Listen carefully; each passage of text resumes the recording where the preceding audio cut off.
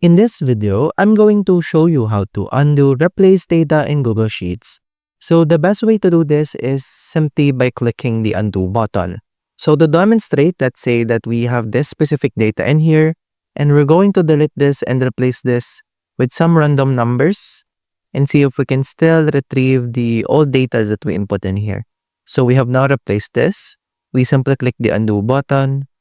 And as you can see, by clicking the undo button multiple times, we go back to each actions that we previously did on the spreadsheet. By doing this, we're able to retrieve the previous data that we input. Another way is by checking the previous history. So simply navigate to File in here, and in File, navigate to Version History. In Version History, go to See Version History. By doing this, you were able to see the official versions that you have created for this spreadsheet.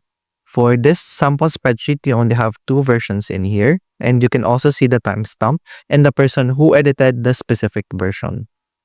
So basically, the easiest way on how to undo replace data is by simply clicking the undo button. And that's about it. That's how to undo replace data in Google Sheets. If you have any questions, please let me know down in the comments below, and I'll do my best to help you out.